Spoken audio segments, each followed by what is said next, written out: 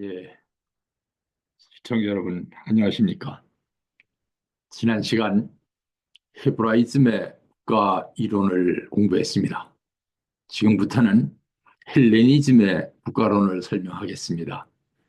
일반적으로 학자들은 헬레니즘의 국가론, 특히 플라톤의 국가론을 최초의 국가론으로 인식하고 있었습니다.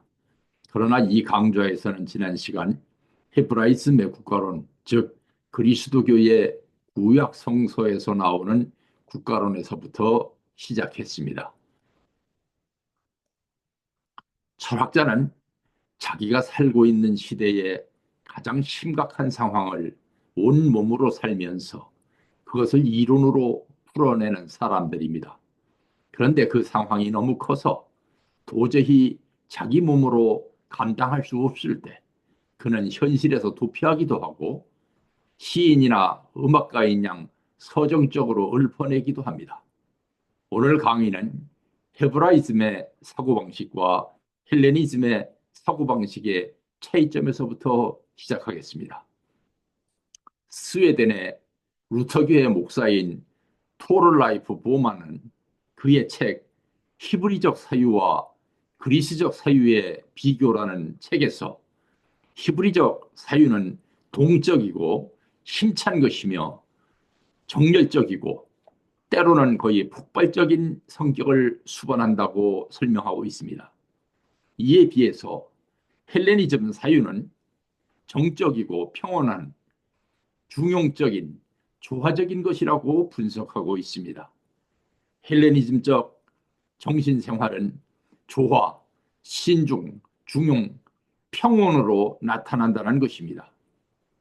그리스적 특성을 이상 그 자체로 생각하는 사람들에게 히브리적 특성과 표현 방식은 과격하고 중심을 잃은 조화되지 못하고 상스러운 것으로 인식되고 있었다고 말합니다.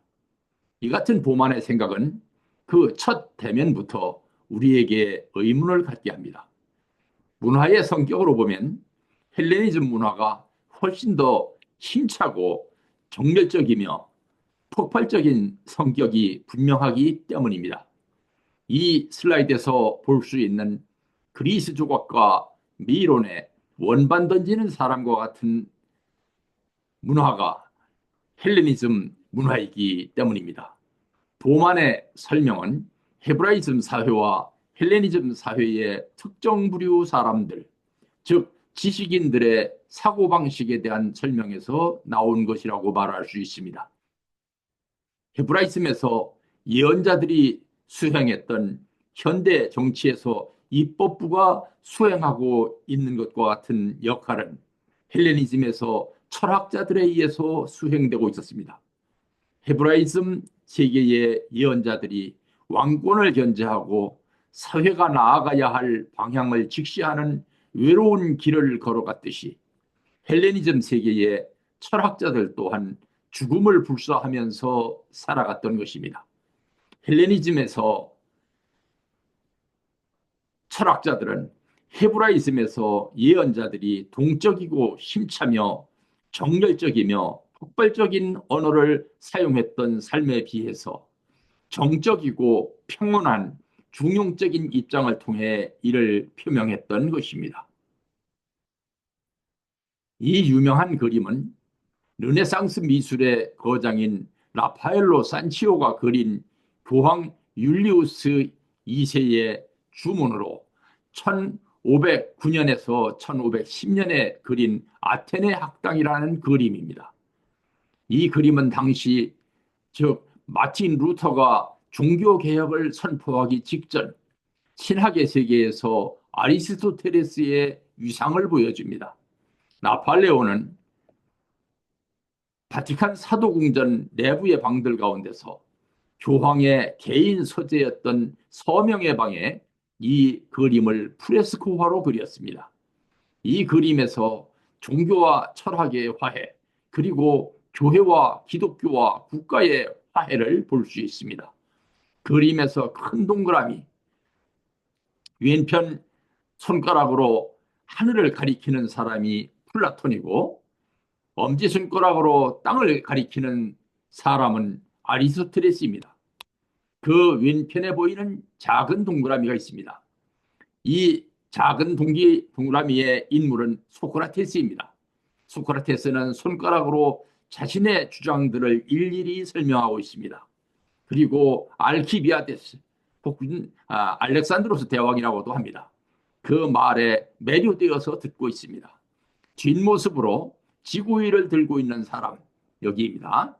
뒷모습으로 지구위를 들고 있는 사람이 천동설을 주장한 프톨레마이오스입니다. 턱수염에 별자리 본을 들고 있는 사람은 조로아스터입니다. 소크라테스가 설명하는데 딴짓하는, 여기 있습니다. 여기 딴짓하는 사람이 하나 보입니다. 파란 옷의 인물이 크세노폰, 무슨 책을 보고 있는 왼쪽 아랫사람이 피타고라스입니다. 여기 있습니다.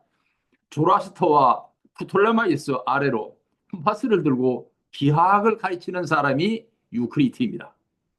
불편하게 앉아서 책상에서 뭔가 쓰고 있는 사람이 헤라클레토 있습니다.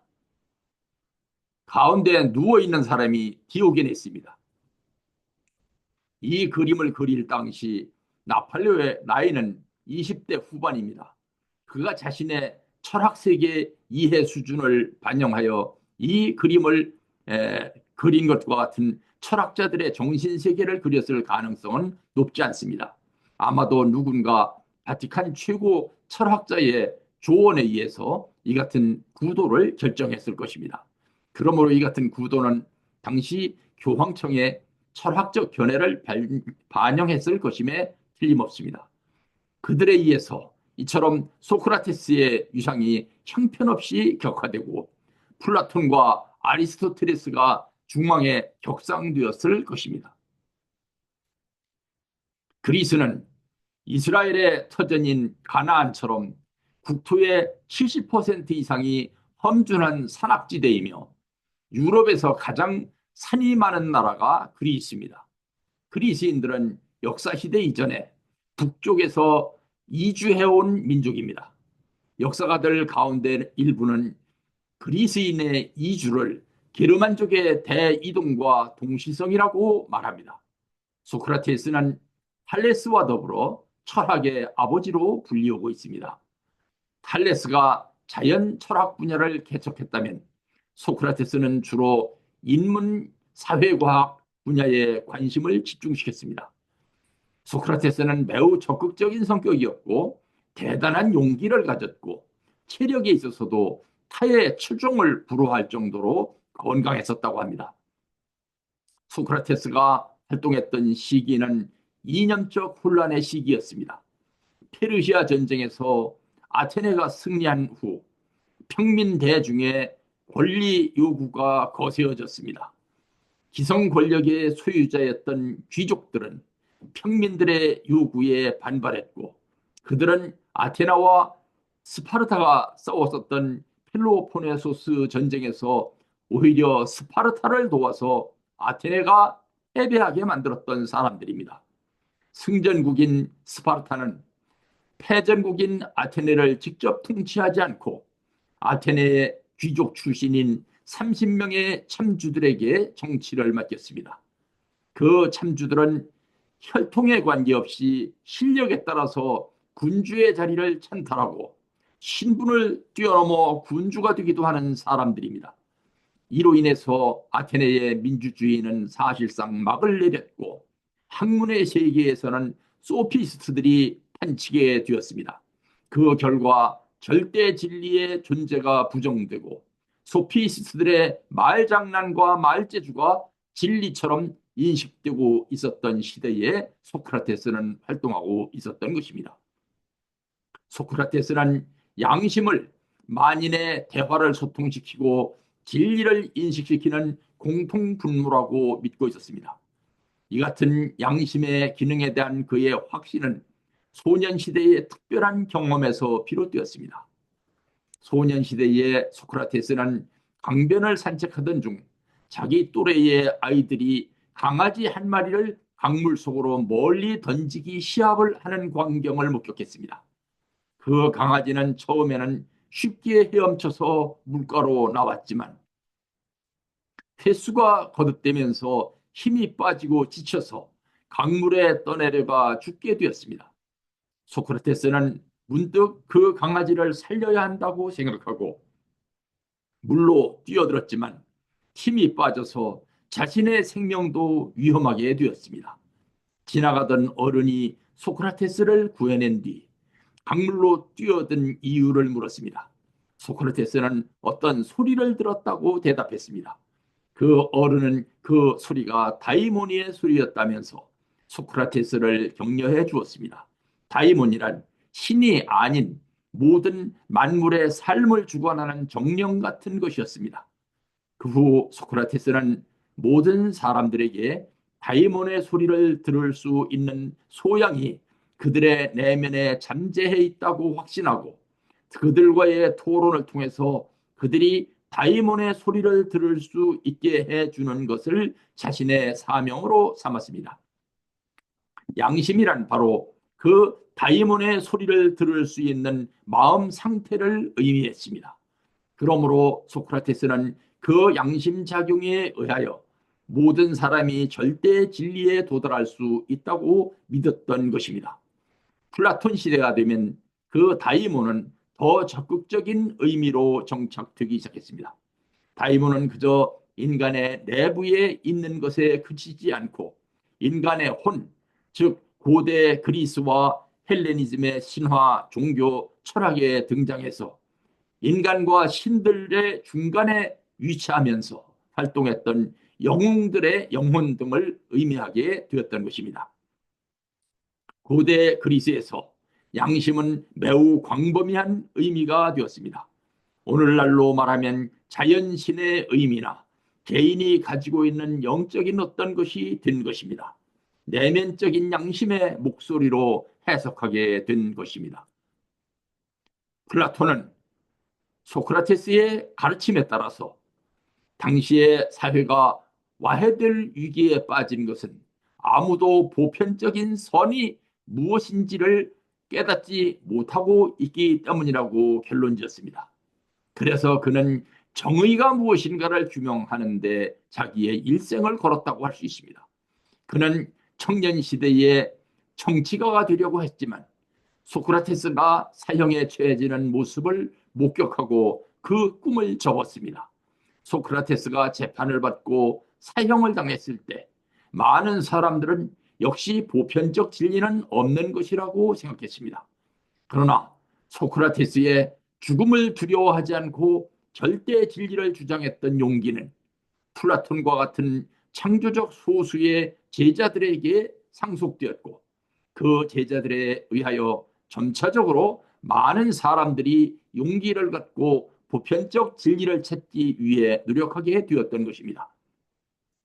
플라톤은 자신이 정치를 하는 것보다는 교육자가 되는 것이 더 중요하다고 생각하고 교육기관인 아카데미아를 설립했습니다. 플라톤이 쓴 책 폴리테이아, 우리가 보통 국가라고 합니다. 이 책은 10권의 책으로 구성되어 있습니다. 영국 철학자 버트란드 러셀은 이 책을 세 부분으로 나누었습니다. 1 내지 5권은 유토피아 부분으로 올바름에 대한 정의를 시도하면서 이상사회를 그리고 있습니다. 6 내지 7권은 철학자가 이상사회의 지도자라고 주장하면서 철학자란 어떠한 존재인지를 설명합니다. 여기서 이데아론과 동굴의 비유가 나옵니다. 8 내지 10권은 몇 가지 정부의 형태와 각각의 장단점을 논의하고 있습니다. 플라톤은 정의의 본질을 생각함에 있어서 그 방법으로 먼저 이데아론을 설명하면서 그 이데아를 닮은 국가가 되어야 한다고 주장한 것입니다. 그는 사회에서 지혜 있는 자, 용기가 있는 자, 절제력이 있는 자 등이 모여서 계급 공동체를 구성함으로써 국가가 탄생한다고 생각했습니다. 국가의 기능은 3계급의 조화인 것입니다. 그러므로 통치계급은 사유재산을 갖지 않아야 한다고 그는 주장했습니다. 정부의 형태로는 철인정치, 명예정치, 과두정치, 민주정치, 참주정치 등 5가지 형태가 있는데 그 가운데 이상적인 것은 철인정치라고 했습니다. 나머지는 나쁜 형태라고 주장한 것입니다. 이 같은 이유로 플라톤은 민주정치를 배격했습니다. 첫째, 명예정치는 스파르타식 정치를 가리킵니다. 통치자 정치와 과두 정치 사이의 통치 형태로 체육과 전쟁 훈련에 정성을 다하고 승리와 명예를 우선시합니다. 따라서 지혜로운 사람들을 관직에 앉히길 꺼려합니다. 이 정치는 이성적인 것보다 격정적인 것이 더 우세하고 과두 정치의 특징인 축제의 욕구도 나타납니다. 과두 정치는 부자들이 좌지우지하는 정치입니다. 명예 정치에서 상업과 돈을 중요시하면서 과두 정치가 생겨난 것입니다. 부자들은 재산을 소비할 길을 찾다가 법을 위반하고 싸우게 됩니다. 가난한 자는 통치당하다가 대립하게 됩니다. 다음으로 민주정치는 과두정치에서 가난한 사람과 부자가 대립하면서 가난한 사람이 승리하게 되면 민주정치가 생겨나고 모두가 평등을 누리게 된다고 했습니다. 그렇게 되면 사람들이 아무 말이나 할 수 있고 멋대로 행동할 수 있는 자유가 보장된다는 문제가 생깁니다. 민주정치의 타점이 확대되면 중우정치, 즉 어리석은 사람들에 의해서 행해지는 정치가 된다는 것입니다. 이런 경우 참주정치로 변하게 된다고 플라톤은 주장했습니다. 참주정치는 민주정치의 지나친 사유가 무질서와 비윤리적 상황을 가져와서 참주정치로 변화됩니다. 전제군주가 지배하는 참주정치는 폭군이 생겨날 가능성이 큽니다. 폭군은 자신의 이익을 위해서 민중을 착취하거나 살해하기도 하는데 이로 인해 나라는 파탄이 나는 것입니다. 나라를 구성하는 3계급으로 철학자, 군인, 생산자 등이 필요한데 이는 개성으로 타고나는 것이라고 했습니다. 지혜 있는 자는 철학자이며 국가는 철학자에 의해 다스려져야 하는데 그 이유는 이데아를 볼 수 있는 자가 정치를 해야 하기 때문입니다. 이 같은 철학자들을 양성하기 위해서 교육이 필요하다고 그는 주장했습니다. 용기 있는 자의 직업으로는 군인이 적합합니다. 절제력이 있는 자에게는 생산직이 어울리는데 농민, 건축가, 상인 등이 이 생산직에 대표하는 직업들입니다. 그는 통치 계급은 공동생활을 해야 하며 사유재산이 없어야 하며 재산뿐만 아니라 부인도 공동으로 소유해야 하고 자녀도 공동의 자녀로 키워야 한다고 주장했던 것입니다. 그는 정치에 관심을 가져야 하는 이유를 다음과 같이 설명했습니다. 스스로 통치하려는 마음을 갖지 않을 경우 그에 대한 최대의 벌은 자기보다 못한 사람한테 통치를 받게 된다는 것입니다. 이 그림은 소크라테스의 제자인 플라톤의 이데아론, 이른바 동굴의 비유를 설명하기 위한 것입니다.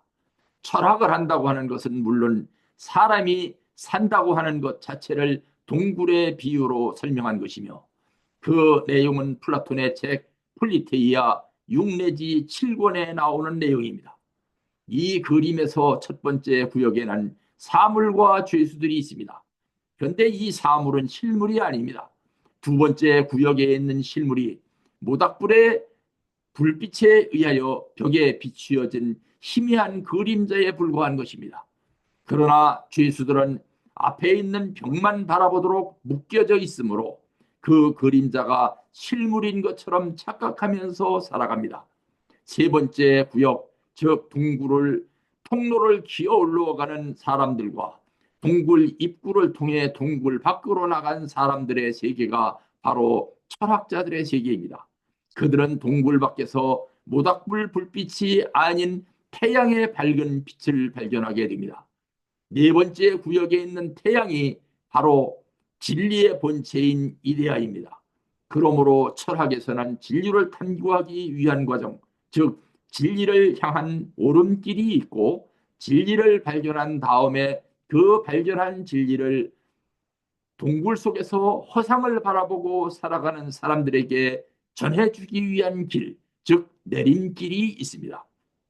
그러므로 동굴은 곧 우리 인간의 삶이고 철학이란 근본적으로 이데아, 즉 본향이라는 것을 향해서 끊임없이 매 순간 매일매일 자기를 정화시켜 나아가는, 즉 카타르시스 해 나아가는 과정들입니다. 이것이 바로 철학을 하는 것이고 수학을 하는 것이고 그 다음에 음악을 하는 것이라고 플라톤은 주장했습니다. 그러면 플라톤이 이처럼 중요하게 주장했던 이데아는 우리 현시의 용어로 말하면 뭐라고 할 수 있을까요? 그것은 첫째, 보편적 개념이라고 말할 수도 있고, 둘째, 생성과 소멸을 모르는 영원히 변화하지 않는 실체라고 말할 수도 있고, 셋째, 그 자체로 존재하는 실체, 넷째, 영원히 스스로와 동일한 것, 다섯째, 만물의 원인, 여섯째, 만물의 원형, 일곱째, 모든 것이 추구하는 목표 등을 의미합니다.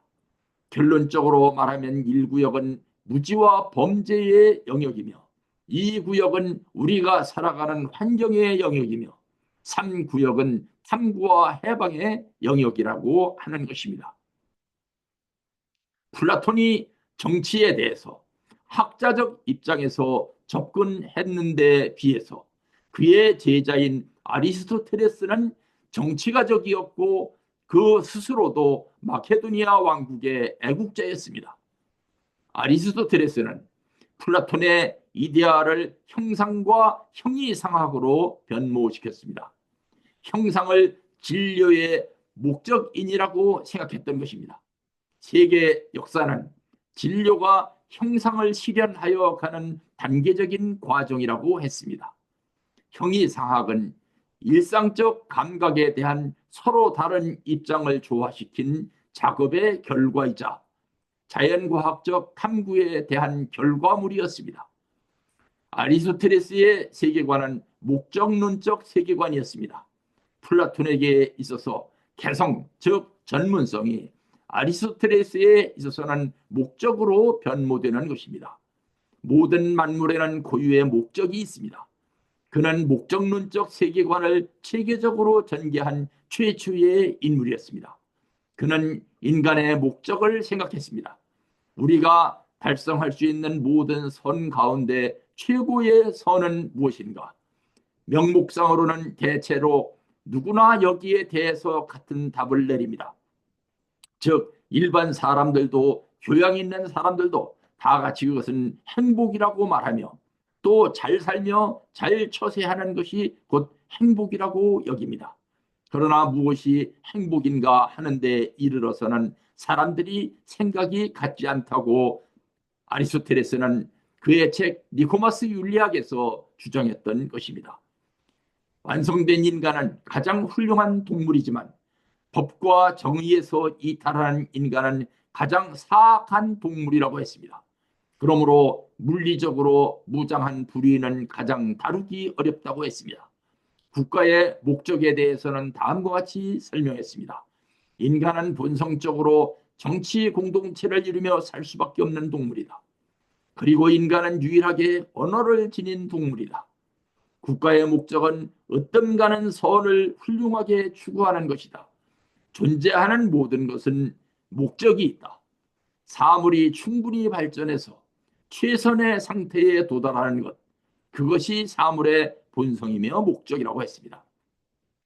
국가는 모든 인간 공동체의 텔로스, 즉 궁극적 목적이며 국가가 충분히 발전하여 최선의 상태에 도달하면 최고의 선과 훌륭한 삶을 실현한다고 했습니다. 모든 학문과 기술의 궁극적인 목적은 선입니다. 모든 학문과 기술의 으뜸인 정치의 선은 정의입니다. 정의는 특정한 사물을 평등한 사람들에게 평등하게 분배하는 것입니다. 훌륭한 삶을 가능하게 하려면 훌륭한 국가가 있어야 합니다. 최선의 국가는 행복하고 잘 나가는 국가입니다. 용기, 정의, 지혜, 절제와 같은 탁월함은 같은 효력과 성격을 지닙니다. 훌륭한 입법자가 할 일은 국가나 민족이나 공동체가 어떻게 훌륭한 삶과 행복에 참여할 수 있을지 고민하는 것입니다. 종국적으로 시민 각자가 훌륭해져야 국가의 이상이 달성된다고 아리스토텔레스는 강조했습니다. 훌륭한 국가는 우연한 행운이 아니라 지혜와 윤리적 결단의 산물이라고 했습니다. 국가가 훌륭해지려면 국정에 참여한 시민들이 훌륭해야 한다는 것입니다. 아리스토텔레스의 국가론은 플라톤의 연구 결과를 기반으로 삼고 더욱 구체화될 수 있었습니다. 아리스토텔레스는 국가의 단순한 단위인 가정은 주인과 노예의 관계, 부부, 부자, 재산의 획득 등 네 가지 구성 요소로 구성되어 있다고 그는 생각했습니다. 플라톤이 가정의 가치를 부정적으로 생각했던 데 비해서 아리스토텔레스는 가정을 가장 중요한 요소로 보았습니다. 그 네 가지 구성 요소에 대한 구체적 언급은 다음과 같습니다. 그는 가정에서는 제대로 된 재산 관리보다 인간들이 선하게 되는 것이 더 중요하다. 조음이나 선은 용기, 절제, 정의로 규정된다고 했습니다. 그는 육체와 정신의 관계를 중요시했습니다.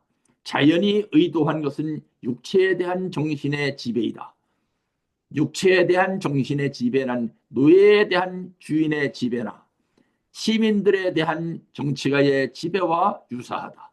정신 중에서 이성이 감정을 지배하는 것이 자연스럽고 이롭다고 가르쳤습니다. 그리고 노예제에 대해서도 비판했습니다. 자연스러운 노예제는 주인과 노예의 공동 이익을 도모하며 서로를 친구로 만든다. 그렇지만 관습과 힘에 의한 노예제는 그렇지 못하다는 것입니다. 아리스토텔레스는 재산 관리의 기술을 중요시했습니다. 그는 이렇게 말했습니다. 재산 획득의 기술은 재산을 생산하고 가계 관리의 기술은 재산을 사용하므로 전자는 후자의 보조 기능이다. 인간에게나 동물에게나 자연이 최소한의 생계와 성장을 위한 식량을 부여한다. 재산 획득 방식은 가계 관리 기술의 일부로 간주될 수 있어서 자연스럽다. 이런 것이야말로 진정한 의미의 재산이다. 일반적으로 수단은 스스로를 규정하지 못하고 목적에 의해 규정된다. 따라서 재물은 너무 많지도 너무 적지도 않은 상태일 때, 즉 적정 소유일 때 덕과 정의를 위해 봉사할 수 있다고 주장했던 것입니다. 그는 교환이 되더라도 타인에 의해 소비된다면 자연에 어긋나지 않는다. 그렇지만 이윤을 위해 교환되었다면 자연에 어긋난다. 교환을 통해 이익을 획득하는 것은 자연스럽지 못하다고 주장했던 것입니다. 헤브라이즘 시대의 국가론에 잠시 언급했던 페르시아의 황제 키루스 대제의 통치 철학은 이 강의, 즉 헬레니즘 시대 국가론에서 알렉산드로스 대제로 계승됩니다. 알렉산드로스는 아리스토텔레스의 제자이며 역사상 가장 성공적인 군사 지도자 중 하나로 평가되고 있습니다. 그는 뛰어난 세계관을 갖고 동서문화의 융합을 실천에 옮겼으며 새로운 국가론을 제시했습니다. 그는 다수의 그리스인을 소아시아, 현재의 터키 지역으로 이주시켰으며 그리스 사람과 피정복 지역의 주민들을 결혼시켰고 페르시아인 군사 지휘관과 관리들을 정계에 등용했습니다. 그 자신도 페르시아의 군주이자 적이었던 다리우스 3세의 딸과 결혼을 했으며 페르시아 여성과 자신의 그리스 군인들 사이에 사실혼을 정식 결혼으로 인정했습니다. 그는 정복지의 여러 곳에 알렉산드리아라는 이름을 붙인 도시를 건설하였는데 이는 헬레니즘 문화 형성에 큰 역할을 했습니다. 이 같은 도시들 중 이집트의 알렉산드리아가 가장 유명했습니다. 그는 대제국의 왕이면서도 호사를 멀리하고 절도의 덕을 지킨 것으로 알려졌습니다. 특히 남을 힘으로 누르기보다 최고의 지식을 가짐으로써 누르고 싶다고 말했고 전쟁터에도 늘 학자와 예술가들을 데리고 다녔습니다. 심지어 인도 원정에서는 자신에 대한 저항을 부추겼던 김로 소피스타이 학파 철학자, 즉 인도 철학자 10명을 사로잡은 뒤 그들에게 철학에 대한 질문을 했고 만족할 만한 답변을 들은 다음에는 이들에게 모두 선물을 주어 돌려보냈던 일화도 있습니다.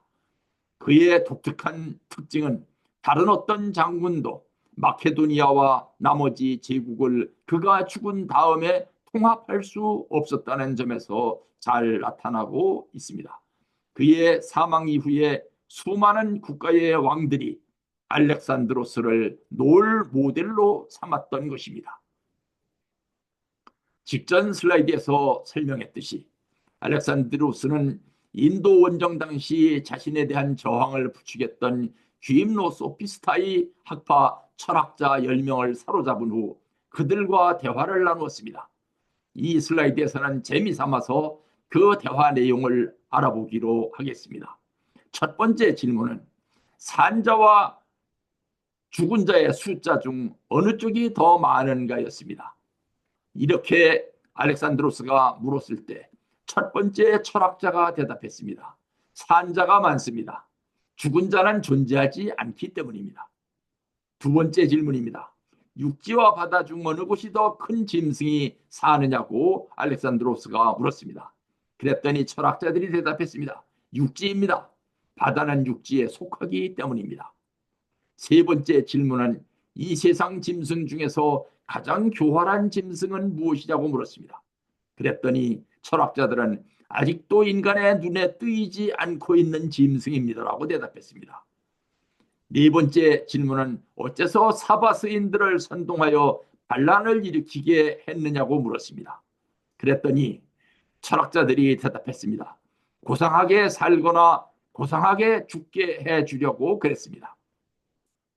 다섯 번째 질문은 낮과 밤 중 어느 쪽이 먼저고 어느 쪽이 나중이냐고 물었습니다. 그랬더니 철학자들이 대답했습니다. 낮이 하루 먼저입니다. 알렉산드로스가 납득할 수 없다는 표정을 짓자 그는 이렇게 덧붙였습니다. 어려운 질문인데 어려운 답이 나갈 수밖에 없지요. 여섯 번째 질문은 인간은 어떻게 해야 뭇 인간들로부터 사랑을 받을 수 있는 것이냐고 물었습니다. 그랬더니 철학자들이 대답했습니다. 힘이 있으되 겁을 주지 않아야 사랑을 받을 수 있습니다. 일곱 번째 질문은 인간은 어떻게 하면 신이 될 수 있느냐고 물었습니다. 그랬더니 철학자들이 대답했습니다. 인간이 할 수 없는 이 일을 해내면 인간도 신이 될 수 있습니다. 여덟 번째 질문은 삶과 죽음 중에서 어느 쪽이 강한가였습니다. 그랬더니 철학자들이 대답했습니다. 삶이 강합니다. 삶은 무서운 고생을 견디게 하기 때문입니다. 아홉 번째 질문은 인간은 몇 살까지 살면 적당하게 사는 것이냐고 물었습니다. 그랬더니 철학자들이 대답했습니다. 사는 것보다는 죽는 것이 나아 보일 때까지 지금의 우리처럼요. 이렇게 대답했습니다. 열 번째 질문은 시험이 끝난 후 알렉산드로스가 심판관 노릇을 맡긴 연장자에게 명령한 것입니다. 이제 판결하라. 누구를 죽여야 하고 누구를 살려주어야 하겠는가? 그러자 연장자가 대답했습니다. 제가 내릴 수 있는 판결은 모든 소피스타이 학자들의 대답은 다른 학자 하나하나가 한 대답만 같이 못하다는 것입니다. 난처해진 알렉산드로스는 많은 선물을 안겨 이 철학자들을 물러가게 했습니다. 헬레니즘 시대의 철학 가운데 가장 중요하고 영향력을 가졌던 학파는 두 개의 학파가 있었습니다. 그 하나는 에피큐로스 학파였고 다른 하나는 스토아 학파였습니다.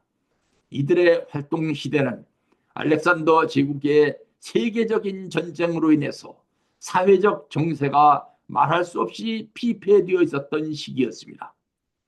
아리스토텔레스는 그의 책 정치학에서 아크로폴리스 언덕 위에서 하늘로 내려다 보이는 폴리스를 가장 적당한 정치의 단위라고 생각했습니다. 그러나 그의 제자인 알렉산드로스는 아시아, 아프리카, 유럽 3대륙에 걸친 광대한 제국을 건설했습니다. 아리스토텔레스는 그리스인 이외의 백성들을 모두 바르바로이, 즉 야만인이라고 경멸했습니다.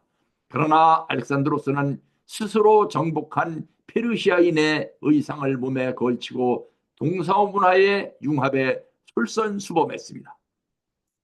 알렉산더 제국의 건설에 따라 마케도니아와 그리스, 시리아, 페니키아, 페르시아, 이집트까지의 광활한 영토를 포함하는 대제국의 많은 물자와 사람들이 제국의 동서 지역을 왕래했으며 이를 따라 수많은 사상이 교류되었습니다.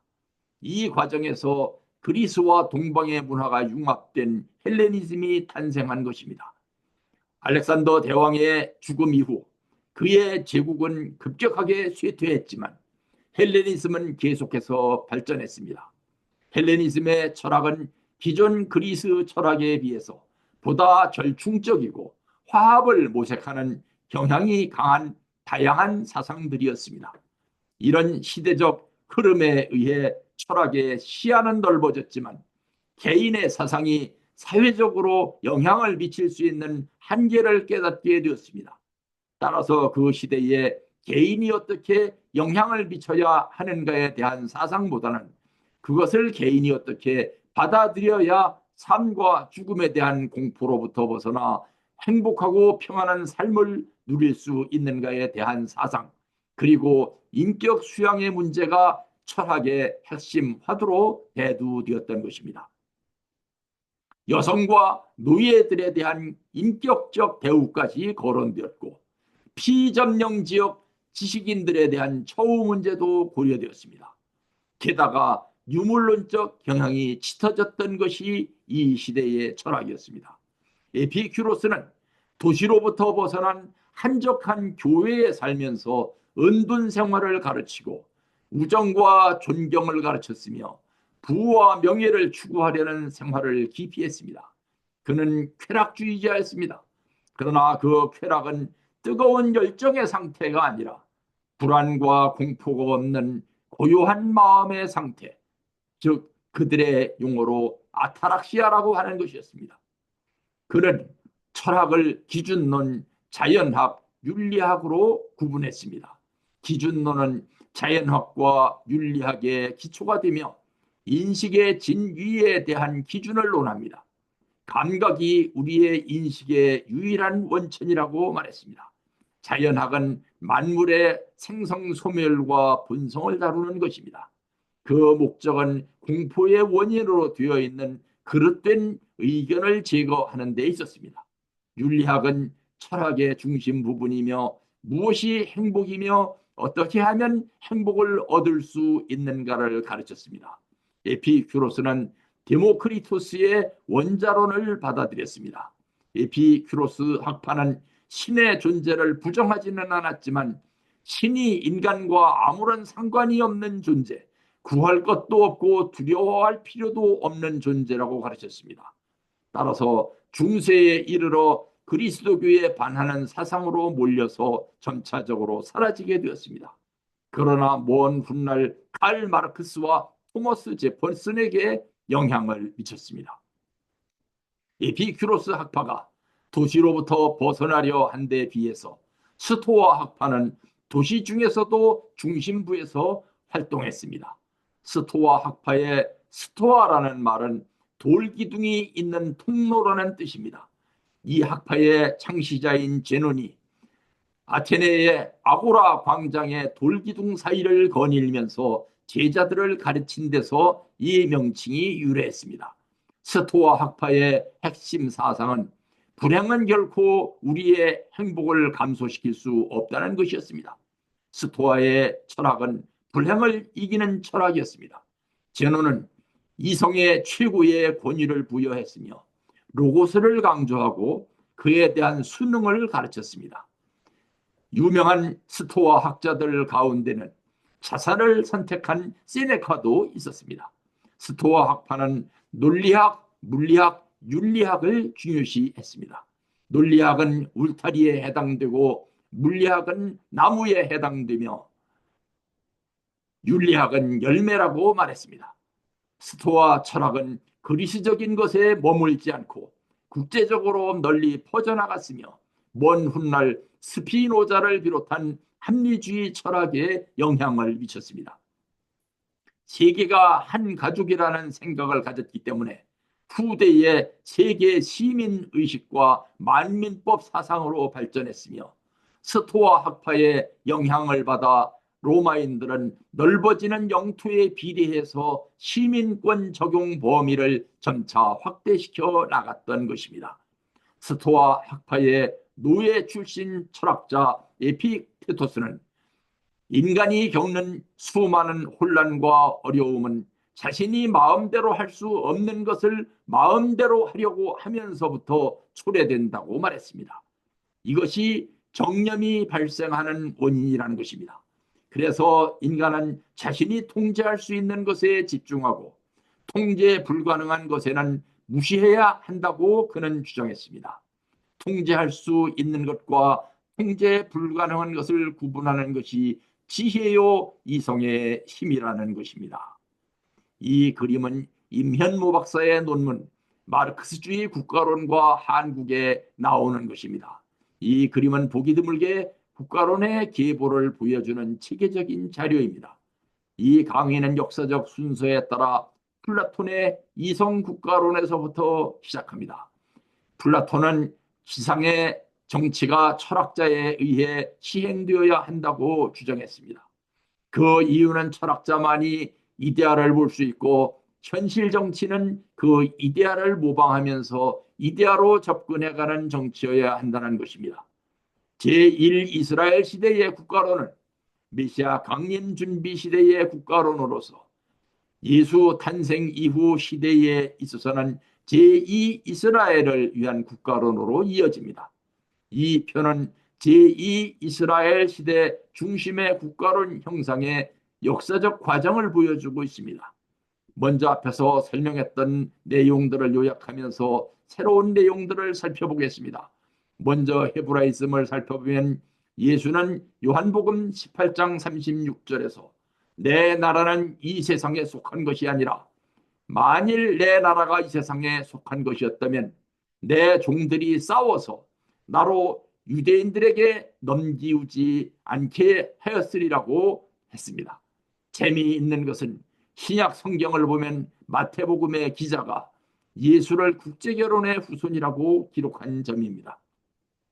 앞서와 같은 예수의 내 나라는 이 세상에 속한 것이 아니라는 설명에도 불구하고 마태복음 20장 21절 등을 보면 예수의 제자들 사이에서도 예수가 세우려는 왕국이 세속적 왕국이라고 생각하고 자기가 그 왕국에서 실권자가 되기를 원했으며 그에 따라서 미리부터 권력 투쟁을 하는 장면도 성경에 나왔던 것입니다.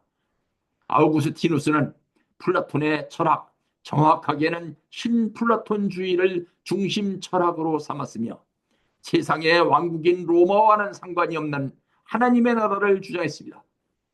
그러나 그 후 중세의 철학자 토마스 아퀴나스의 저서들을 보면 아리스토텔레스의 철학을 중심으로 삼았습니다. 토마스 아퀴나스는 세속적 왕권 위에 교황권이 있다면서 백성들은 안심하고 국왕에게 충성을 다하라고 가르쳤던 것입니다. 플라톤과 아리스토텔레스는 스승과 제자 관계이면서도 양자의 주장이 같지 않습니다. 플라톤은 가상 정치에 몰두했고 아리스토텔레스는 현실 정치에 대해 관심이 많았습니다. 양자는 심하게 다투었고 중간에 결별의 과정이 있었습니다. 그 결별의 원인으로는 정치적 권력의 세습을 반대했던 플라톤이 막상 아카데미아를 자기 조카에게 세습시키려 했기 때문이라는 설이 있습니다. 아리스토텔레스는 플라톤이 죽은 후 아테네로 돌아왔으나 아카데미아로 돌아가지 않고 니케이온을 중심으로 활동했습니다. 헬레니즘이라는 명칭은 아리스토텔레스의 제자였던 알렉산더 대왕이 자기가 정복한 영토에서 문화적 통일을 이룩함으로써 그 영토를 영속시키려는 목적으로 동서양의 문화를 통칭한 명칭입니다. 재미있는 것은 그가 그 문화적 통일을 위한 중요한 정책의 하나로서 국제 결연을 장려했다는 사실입니다. 알렉산더 자신도 페르시아 왕녀였었던 록사나와 결혼했고 부하 장군 모두에게도 국제 결혼을 장려했습니다. 카알 야스퍼스가 명명한 추구의 시대 이후 아시아에서는 종교, 유럽에서는 철학이 일어나서 사상의 세계를 이끌어왔습니다. 그 철학과 종교의 경우 유럽에서는 헬레니즘과 헤브라이즘이 대표적인 위치를 차지했습니다. 헬레니즘은 그리스와 로마의 막강한 물리적 힘을 바탕으로 유리한 입장에서 출발했습니다. 헤브라이즘은 중동에 있던 유럽의 식민지 이스라엘에서 물리적 힘으로 보면 헬레니즘과 비교조차 할 수 없는 불리한 입장에서 출발했습니다. 이 표에 대한 추가적인 설명은 제2 이스라엘의 국가론에서 설명하겠습니다. 이 표는 제2 이스라엘 시대 중심의 국가론 형성의 역사적 과정을 보여줍니다. 먼저 앞에서 설명했던 내용들을 요약하면서 새로운 내용들을 말씀드리겠습니다. 페르시아 황제였던 키루스 2세는 바빌로니아 제국을 정복한 뒤 그 땅에서 포로 생활을 하고 있던 유태인, 즉 제1 이스라엘 유민들에게 자기가 살고 싶은 땅으로 가서 살 것을 명령했습니다. 이에 따라 다수가 가나안 땅으로 돌아갔지만 일부는 가나안 땅이 아닌 여타의 지중해의 세계로 이주했습니다. 그들을 디아스포라라고 불렀습니다. 디아스포라는 외국에 살면서도 유대교 신앙을 철저하게 유지하면서 경건하게 살았으므로 그 지역 주민들 중에서도 유대교 신앙을 자원하는 사람들이 많았습니다. 알렉산드로스 대왕의 부하 장군이었던 마케도니아 왕국의 프톨레마이오스는 BC 323년에 알렉산드로스가 죽은 후 이집트의 총독으로 임명되었는데 BC 305년에 이르러 스스로 프톨레마이오스 1세 소테르라고 칭하고 이집트의 통치자가 되었습니다. 이집트의 황제가 된 파라오 프톨레마이오스 2세 필라델포스는 유대인이 아닌 이민족 가운데 유대교 신앙 자원자가 많다는 사실을 알고 구약 성경 번역판, 즉 70인역 성경의 번역과 출판을 명령했습니다. 이 성경이 그들 유대교 신앙 자원자들에게 보급되었습니다. 지금도 동방정교회에서는 70인역을 정경으로 사용하고 있습니다. 이에 따라 점차적으로 그리고 자연스럽게 헤브라이즘과 헬레니즘의 융합이 이루어졌던 것입니다. AD 529년 유스티니아누스 1세에 의해서 플라톤의 철학학교인 아카데미아가 폐교됨으로써 헬레니즘, 즉 철학은 헤브라이즘, 즉 신학의 시녀로 전락되었습니다. 그 후 중세의 전통적인 국가로는 다분히 성 아우구스티누스류의 그리스도교적 신학적 국가 개념으로 변화되었습니다. 지금까지 우리는 추구의 시대 헬레니즘 국가론을 공부했습니다. 다음 강의는 추구의 시대 동양의 국가론으로 이어지겠습니다. 장시간 수고하셨습니다. 감사합니다.